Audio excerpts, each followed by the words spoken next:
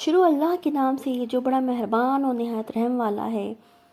حضرت علی رضی اللہ تعالیٰ عنہ نبی کریم کے چچا ابو طالب کے بیٹے یعنی آپ صلی اللہ علیہ وآلہ وسلم کے چچا زاد بھائی تھے۔ ان کی تربیت نبی کریم نے خود کی تھی۔ جب نبی کریم نے اسلام کی دعوت دی تو نوعمر لڑکوں میں سب سے پہلے ایمان لانے والے حضرت علی ہی تھے۔ اس کے بعد حضرت علی نے تمام عمر زندگی کے ہر مرحلے پر آپ کا ساتھ نبھایا۔ نبی کریم بھی ان سے بہت محبت کرتے تھے۔ نبی کریم نے اللہ کے حکم سے مکہ سے مدینہ ہجرت کی تو حضرت علی کو اپنے بستر پر سونے کو کہا اور انہیں مکہ والوں کی امانتیں دی کہ صبح انہیں واپس کر کے مدینہ چلے آنا۔ اس وقت کفار کے مقرر کردہ نوجوان آپ صلی اللہ علیہ وآلہ وسلم کے مکان کا محاصرہ کیے ہوئے تھے، لیکن حضرت علی بے خوف ہو کر آپ کے بستر پر سوئے۔ ہجرت کے بعد نبی کریم نے اپنی صاحبزادی حضرت فاطمہ رضی اللہ تعالیٰ عنہ سے آپ کا نکاح کر دیا۔ حضرت علی کی دو نمایاں صفات بہادری اور ذہانت تھی۔ آپ بہت عبادت گزار، سادہ مزاج، علم و فضل میں کامل، مظلوموں کی دارسی کرنے والے تھے۔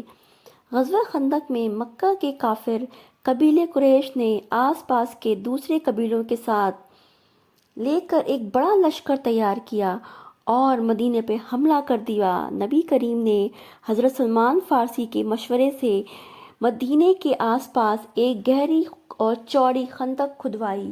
اس خندق کی وجہ سے قریش کا لشکر مدینہ نہیں پہنچ سکا، لیکن ایک روز دشمن کے لشکر کا ایک سردار عمرو، جس کی طاقت 1000 جنگجو کے برابر سمجھی جاتی تھی، اپنے گھوڑے کو پھلانگ کر خندق کے اس پار آ گیا اور مسلمانوں کو غرور کے ساتھ للکارا۔ اس موقع پر حضرت علی رضی اللہ تعالیٰ عنہ نے اس کا مقابلہ کیا اور ایک ہی وار میں اس کا کام تمام کر دیا۔ ایسی بے مثال بہادری کی بنا پر رسول اللہ صلی اللہ علیہ وآلہ وسلم نے آپ کو اسد اللہ یعنی اللہ کے شیر کا لقب دیا۔ یہودی مسلمانوں کے دشمن تھے اور آئے دن اسلام کے خلاف سازشیں کرتے رہتے تھے۔ جب وہ اپنی اسلامی دشمنی سے کسی طرح باز نہیں آئے تو نبی کریم نے ان سے چھٹکارا حاصل کرنے کا فیصلہ کیا۔ مدینے کے قریب یہودی قوت کا سب سے بڑا مرکز خیبر تھا۔ خیبر میں یہودیت کے کئی قلعے تھے، وہ قلعہ بند ہو کر لڑ رہے تھے۔ مسلمانوں نے ان کا محاصرہ کیا اور چھوٹے بڑے کئی قلعے فتح کر لیے۔ سب سے مضبوط قلعہ کموس تھا۔ اس قلعے کو فتح کرنے کے لیے مسلمان کئی روز تک حملہ کرتے رہے مگر فتح حاصل نہ ہو سکی۔ ایک دن شام کو آپ صلی اللہ علیہ وآلہ وسلم نے ارشاد فرمایا، کل میں اس شخص کو علم دوں گا جس کے ہاتھ پر خدا فتح دے گا۔ ہر صحابی کی خواہش تھی یہ شہادت اسے حاصل ہو۔ حضرت علی کی ایک اور اہم خوبی غیر معمولی ذہانت تھی، جس کے ذریعے وہ لوگوں کے مقدمات کے فیصلے کیا کرتے تھے۔ حضرت علی کی انصاف پسندی کا حال یہ تھا کہ ایک مرتبہ آپ کا لوہے سے بنا جالی دار لباس جو آپ جنگ کے موقع پر پہنا کرتے تھے ایک یہودی کو ملا۔ وہ یہودی آپ کا لباس واپس کرنے پر آمادہ نہیں ہوا۔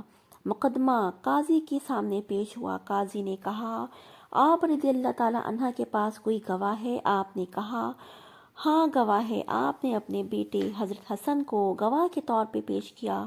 قاضی نے کہا، بیٹے کی گواہی باپ کے حق میں صحیح نہیں۔ اس پر آپ نے اپنے غلام کی گواہی پیش کی۔